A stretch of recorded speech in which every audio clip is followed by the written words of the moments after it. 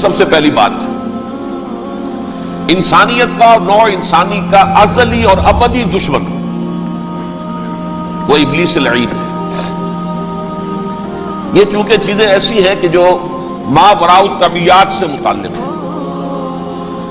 ابلیس جن ہے، جن انویزیبل ورلڈ سے تعلق رکھتا ہے، غیر مرئی جو نظر نہیں آتی۔ فرشتے انویزیبل ورلڈ سے تعلق رکھتے ہیں، غیر مرئی جو نظر نہیں آتی۔ یہ ہم جو ہے اور یہ حیوانات دنیا میں جو ہے یہ مرئی ہے، ویزیبل ہے۔ آج کا عام ذہن جو انسان کا بن چکا ہے، سائنٹزم جسے کہا جاتا ہے، سائنسی نقطہ نظر، اس کا عام لوگوں پر بھی اثر یہ ہوا ہے کہ جو انویزیبل ورلڈ ہے اس کی باتوں کی طرف توجہ نہیں کرتے۔ ہاں عقیدہ تو ہے کہ ہے، جن بھی ہے، فرشتے بھی ہیں، لیکن کوئی ان کی اہمیت ہماری نگاہوں میں نہیں ہے۔ ساری نگاہیں مرکوز ہے visible world, physical world. Meta physics کا تو مضمون بھی ہم سمجھ رہے ہیں کہ ختم کر دینا چاہیے، یونیورسٹیز سے فلسفے کے ڈپارٹمنٹس ختم ہو رہے ہیں، کیا ضرورت ہے اس کی؟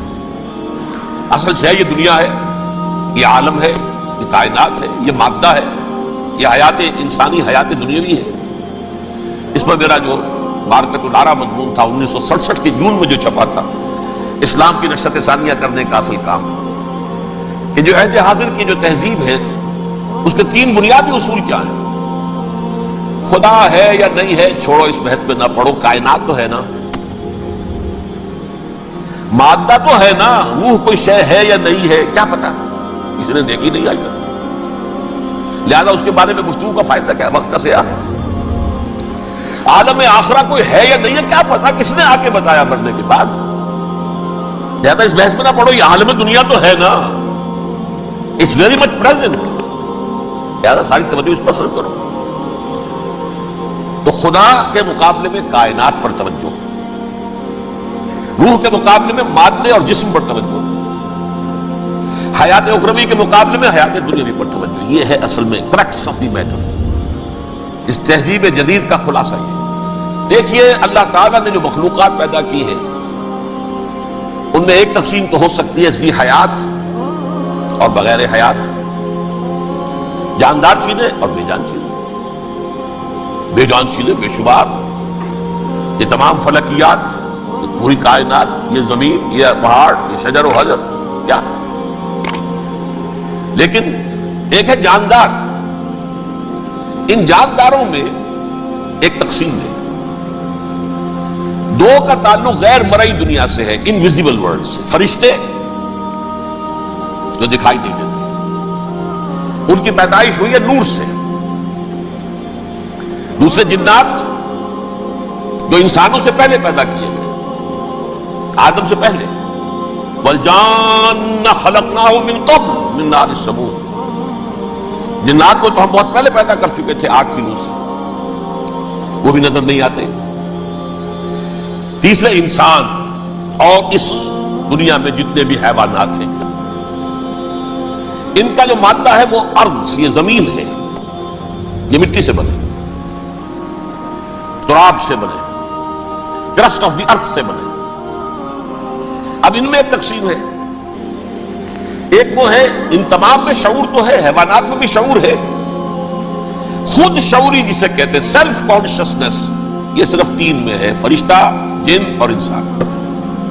حیوانات میں خود شعوری نہیں ہے، کانشسنس ہے، سیلف کانشسنس نہیں ہے۔ تھوڑی سی بات سے سمجھا دوں آپ کو، میں دیکھ رہا ہوں، آپ مجھے دیکھ رہے ہیں، کتا بھی کوئی یہاں ہوتا تو مجھے دیکھ رہا ہوتا، لیکن کتے کو مجھے دیکھتے ہوئے یہ احساس نہیں ہوتا کہ میں دیکھ رہا ہوں، یعنی کتے کو یہ احساس نہیں ہوتا کہ وہ دیکھ رہا ہے، مجھے دیکھ تو رہا ہے، اس کو میں کا احساس نہیں ہے مجھے۔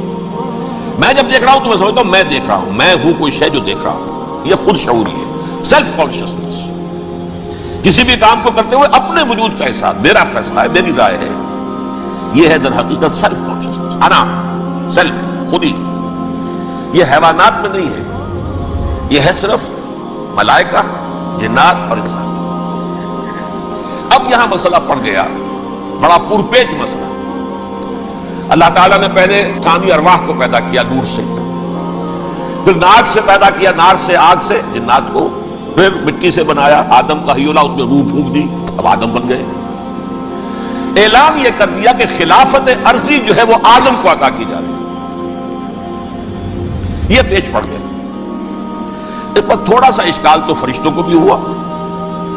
قرآن میں ہے سورہ بقرہ کے 4 رکوع میں اتجعل فیہا من یفسد فیہا ویسفک الدماء ونحن نسبح بحمدک ونقدس لک. پروردگار اس آدم کو تو خلافت دے رہا ہے, زمین کے اندر اختیار دے دے گا, یہ تو فساد کرے گا, کوریزی کرے گا, ہم تیری تسبیح و تحمید میں لگے ہوئے ہیں, جو بھی حکم ہو ارشاد ہو ہم بجا لاتے ہیں, تو ضرورت کیا ہے؟ اس کا جواب اللہ نے دیا انی اعلم ما لا تعلمون. میری مشیت, میری حکمت وہ میں ہی جانتا ہوں, ضروری نہیں کہ تم اس کو شیئر کر سکتے. لیکن یہ جنات میں سے ایک جن تھا عزازیل. اب دیکھیے کہ جنات کو ایک قرب حاصل ہے ملائکہ کے ساتھ. کیوں؟ وہ نور سے پیدا کیے گئے, یہ نار سے پیدا کیے, کتنا قرب ہے دونوں میں. انسان پیدا کیا گیا مٹی سے, مٹی انرٹ ہے, آگ بھڑکتی ہے, اوپر اٹھتی ہے, شعلہ زنگ ہوتی ہے, انرجی ہے اس میں. نور اور نار میں بڑا قرب ہے. اور عربی کے ایک قاعدے سے تو یہ ایک ہی لفظ ہے, مادہ ایک ہی ہے, حروف علت جو ہے ایک دوسرے کی جگہ آ جاتی. یہ قرب ہے. اگرچہ زمین و آسمان کا فرق ہے دونوں. فرشتہ نور سے پیدا کیا گیا ہے, وہ پاک ہے, وہ اللہ کے کسی حکم کی خلاف ورزی کر ہی نہیں سکتا. لا یعصون اللہ ما امرہم ویفعلون ما یؤمرون. وہ جو بھی اللہ تعالیٰ حکم دیتا ہے اس کی کوئی معصیت یا نافرمانی نہیں کرتے, بلکہ جو حکم لیا جاتا مان لیتے. ذرا سا اشکال ہوا تھا, پوچھ لیا, جواب مل گیا, خاموش ہو گئے بس. لیکن عزازیل نامی ایک جن تھا جو ایک تو جن ہونے کی نسبت سے فرشتوں سے کچھ نہ کچھ مماثلت تھی, قرب تھا. دوسرے یہ علم میں, زہد میں, عبادت میں اتنا اونچا تھا, اتنا اونچا تھا, اتنا اونچا تھا کہ یہ ملائکہ ہی کے صف میں شامل ہو گئے. کس نے علم بغاوت بلند کر دیا جب حکم دیا گیا کہ سجدہ کرو آدم کو. اب یہ دیکھیے کس قدر یہ اہم مضمون ہے. اور آپ سوچ رہے ہیں یہ باتیں آج پہلی مرتبہ ہمیں اس طرح سنائی جا رہی ہیں. یہ باتیں تو علم میں آتی نہیں ہمارے. وجہ کیا ہے؟ آپ کو دلچسپی نہیں ان چیزوں سے. جدید تہذیب نے ان چیزوں کی اہمیت کو زیرو کر دیا. قرآن میں اہمیت کا کیا ہے؟ 7 جگہ یہ مضمون قرآن میں آیا ہے کہ فرشتوں کو ہم نے حکم دیا سجدہ کرو آدم کو, سب نے سجدہ کیا. فسجد الملائکۃ کلھم اجمعون, سارے کے سارے, کل کے کل, سب نے مل کر سجدہ کیا آدم کو. اللہ کے حکم سے فوراً تعمیل کر دی. الا ابلیس ابا واستکبر وکان من الکافرین. ابلیس نے نہیں کیا, انکار کیا, استکبار کیا, کبٹ کیا. اور اس کو سورہ کہف میں بیان کر دیا گیا. یہ اس لیے کہ وہ اصل میں جنات میں سے تھا, اگرچہ شامل تو تھا فرشتوں میں اس وقت. کان من الجن ففسق عن امر ربہ, وہ اصل میں جنات میں سے تھا. اس وجہ سے وہ اپنے رب کے اس فیصلے کے خلاف کھڑا ہو گیا, سرکشی تھی اس میں. یہ معاملہ اتنا اہم ہے. اب آپ سمجھیے کہ 7 مرتبہ سورہ بقرہ, سورہ اعراف, سورہ حجر, سورہ بنی اسرائیل, سورہ کہف, سورہ طٰہٰ, سورہ صاد, 6 مکی صورتوں میں ذکر ہے یہ, اور ایک مدنی صورت سورہ بقرہ. ان میں سے اکثر مقامات پر پھر جب اللہ نے کہا کہ اچھا تم نے یہ سرکشی کی ہے اور ہمارے حکم کی خلاف ورزی کی ہے تو یہاں سے نکل جاؤ, دفع ہو جاؤ, تم مردود ہو, مردود ملعون. ان علیک لعنتی الی یوم الدین, اب تجھ پر لعنت رہے گی میری قیامت کے دن. اس نے کہا اچھا پروردگار پھر مجھے ذرا مہلت دے دے, رب فانظرنی الی یوم یبعثون, قیامت تک میری زندگی طویل کر دے. فذهب فإنك من المنظرین, کہہ دیا اچھا جاؤ, تمہاری یہ درخواست بھی ہم نے قبول کی. انہوں نے کہا پروردگار اب میں اس آدم کو بھی گمراہ کر کے چھوڑوں گا اور آدم کی نسل کو تباہ کر کے چھوڑوں گا. انتہائی شدید چیلنج کے انداز میں یہ قرآن مجید میں 4-5 مرتبہ مضمون آیا ہے. میں نے صرف 2 جگہ سے آپ کو اس وقت کوٹ کر کے سنایا تھا. سورہ اعراف میں اللہ تعالیٰ فرماتے ہیں قالا, اس پر ابلیس نے کہا فبما اغویتنی, تو اے رب جو تو نے مجھے گمراہ کیا ہے, مجھے دلیل کر دیا, مجھ پر فوقیت دے دی اس کو, انا خیر منہ, میں اس سے بہتر ہوں. خلقتنی من نار وخلقتہ من طین, بنایا تو نے مجھے آگ سے اور اس کو بنایا مٹی سے. پھر مجھ سے مطالبہ کہ میں سجدہ کروں, اور میں نے سجدہ نہیں کیا تو تو نے مجھے ملعون قرار دے دیا. قال فبما اغویتنی لأقعدن لهم صراطک المستقیم, اب میں یہ نسل آدم کے لیے اس کو برباد کرنے کے لیے تیری سیدھی راہ کے اوپر گھات میں بیٹھوں گا، سیدھے راستے پر چلنے نہیں دوں گا۔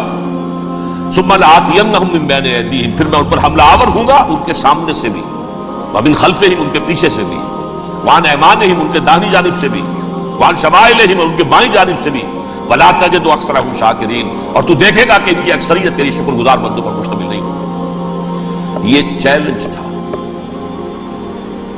اور ایک چھوٹا سا چیلنج جو سورہ صاد میں آیا ہے، اور یہاں تو اس نے اللہ کے جلال کی قسم کھا کر کہا قال فبعزتک لأغوینہم اجمعین، اے رب تیری عزت تیرے جلال کی قسم ہے میں ان سب کو گمراہ کر کے چھوڑوں گا، الا عبادک منہم المخلصین، سوائے ان میں سے وہ کچھ لوگ جنہیں تو خالص اپنا بندہ بنا لے، جنہیں تو اپنا بندہ بنا لے۔ مخلص، مخلص نہیں، مخلص یہ مفعول ہے، فاعل نہیں ہے، جسے تو بنا لے۔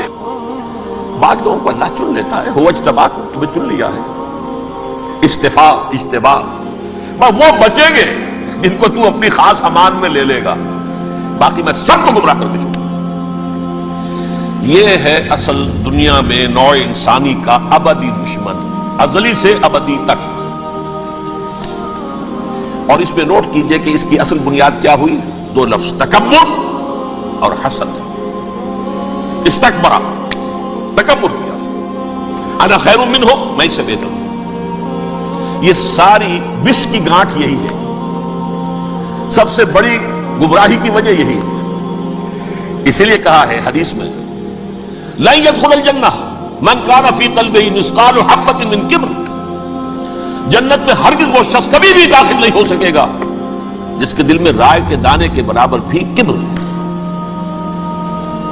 تکبر سب سے بڑا جرم، الکبر ردائی، اللہ فرماتا ہے یہ تکبر یہ تو میری چادر ہے۔ کوئی شخص تکبر کرتا ہے تو گویا میری چادر گھسیٹ رہا ہے میرے کندھے سے۔ عرب میں کسی شخص کی توہین کرنی ہوتی تھی تو اس کی چادر گھسیٹتے تھے، ننگا کر دیا گویا کہ یہ میری ردائی ہے، الکبر ردائی، یہ میری چادر ہے، یہ جامہ مجھے زیب دیتا ہے، مجھ پر راستہ آتا ہے۔ اور حسد، آدم کو جو برتری عطا ہو گئی اس حسد کی آگ میں وہ جل رہا ہے اور اس کا انتقام لینا چاہتا ہے۔ آدم سے بھی، آدم کو بھی گمراہ کیا، جنت سے نکلوایا، ویسے نکلنا تو انہیں تھا ہی مشیت اذن میں، لیکن فوری طور پر اللہ کے حکم کی خلاف ورزی تو کروائی نا۔ فعصى آدم ربہ فغوى، آدم نے اپنے رب کے حکم کی نافرمانی کی اور گمراہ ہوا عارضی طور پر۔ یہ دوسری بات ہے، توبہ کر لی، اللہ نے توبہ قبول فرما لی، معاف کر دیا۔ کوئی مستقل جو ہے وہ نسل انسانی پر اس گناہ کا اثر متوارث طور پر نہیں آ رہا ہے، ختم ہو چکا معاملہ، ہوا تھا ہو گیا۔ فتلقى آدم من ربہ کلمات فتاب علیہ انہ هو التواب الرحیم۔ اور توبہ کی شان یہ ہے جب وہ قبول ہو جائے اللہ کی جناب میں، کیا تائب من الذنب کمن لا ذنب لہ، گناہ سے توبہ کرنے والا ایسے ہوتا ہے جیسے اس نے کبھی گناہ کیا ہی نہیں تھا۔ لیکن بارہ کو گمراہ کرنے میں کامیاب ہو گیا، حضرت آدم اور حوا کو بھی، اور نوع انسانی کی عظیم اکثریت، عظیم اکثریت، عظیم اکثریت اس کے داؤ میں آئی ہوئی ہے نہیں۔ کتنے ہیں وہ عباد اللہ المخلصین، الا عبادک منہم المخلصین، کتنے ہیں جو واقعتاً خالصتاً اللہ کے بندے بن گئے، جنہیں اللہ نے اپنا بنا لیا، اپنا قرار دے دیا۔ اب اس کے ساتھ نوٹ کیجئے، اس ابلیس کے ساتھ ایک فوج بھی ہے جسے قرآن مجید میں کہا گیا ہے یہ اس کی پارٹی ہے، حزب الشیطان، یہ اکیلا نہیں ہے۔ ایک تو وہ عزازیل ہے، اس کی طویل ترین عمر اللہ نے دے دی، وہ تو قیامت تک رہے گا۔ باقی بھی جنات جو ہیں ان کی نسل میں سے، یا اس کی نوع میں سے، اس کی نسل میں سے، جنات کی عمریں انسانوں کی عمروں سے زیادہ ہیں، بہت زیادہ ہیں، لیکن پھر بھی اتنی نہیں ہے۔ یہ خاص ہے اس کا معاملہ کہ اس نے کہا تھا رب انظرنی الی یوم یبعثون، مجھے دے دے مہلت اس وقت تک تاکہ میں ثابت کر کے دکھا دوں کہ جسے تو نے یہ خلافت دیا یہ اس کا اہل نہیں ہے۔ Let me prove this point, ولا تجد اکثرہم شاکرین، تو ان کی اکثریت کو شکر گزار نہیں پائے گا۔ وہ ابلیس جو ہے وہ ریکروٹ کرتا ہے اپنے فوجی، اول تو خود جنات میں سے، جو اس کے نمبر 1 لشکری ہے۔ قرآن مجید میں اس کا اشارہ دیا گیا ہے انہو یراکم ہوا وقبیلہ من حیث لا ترونہم۔ دیکھو لوگوں، اے انسانوں، وہ ابلیس لعین عزازیل اور جو اس کے قبیلے کے لوگ ہیں، جنات ہیں، وہ تمہیں وہاں سے دیکھتے ہیں اور تاکتے ہیں اور حملہ کرتے ہیں جہاں سے تم انہیں نہیں دیکھتے. وہ غیر مرئی ہیں، انویزیبل ہیں، تمہیں نظر نہیں آتے. ویزیبل دشمن کا وار تو روک لو گے، انویزیبل کا کیسے روکو گے؟ انہو یراکم ہوا وقبیلہ، اکیلا ہی نہیں ہے وہ تو تمہیں تاکتا ہے، تم پر حملہ کرتا ہے، گھات میں لگ کر جو ہے تمہارے اوپر حملہ کرتا ہے، وہ بھی اور اس کے ساتھ اس کے قبیلے کے لوگ، جنات بھی، من حیث لا ترونہم، جہاں سے کہ تم انہیں نہیں دیکھتے. لیکن اس کے علاوہ وہ انسانوں میں سے بھی ریکریوٹ، رنگ روٹ، وہ بٹ وہ جو ہے ان کو اپنے پاس رکھتا ہے فوج کے اندر. جس کی سب سے بڑی مثال کیا ہے؟ سورہ مجادلہ میں اللہ تعالیٰ نے منافق، حالانکہ وہ کون تھے؟ بظاہر حضور کا کلمہ پڑھنے والے، حضور کے پیچھے نماز پڑھنے والے، اسلام کا دعویٰ کرنے والے، ان کو اللہ فرماتا ہے اولئک حزب الشیطان الا ان حزب الشیطان هم الخاسرون، یہ شیطان کی پارٹی کے لوگ ہیں. وہاں مقابلے میں آیا ہے اولئک حزب اللہ الا ان حزب اللہ هم المفلحون. یہ دو پارٹیاں ہیں، حزب اللہ اللہ کی پارٹی جو اس کے مخلص بندے ہیں وہ اللہ کی پارٹی ہے، اور جو شیطان کے مرید بن گئے اس کے ہاتھ پر بیعت کر لی، لہذا وہ اس شیطان کی پارٹی کے لوگ ہیں، چاہے وہ انسان ہو چاہے جن ہو. تو انسانوں میں سے بھی اس کے حزب میں، اس کی پارٹی میں اس کے ایجنٹ ہیں، اور بہت ہیں. بلکہ بہت سے تو ایسے ہیں کہ جو جنات کے بھی کان کتر دیں، ان کو بھی شیطنت سکھا دیں، پڑھا دیں.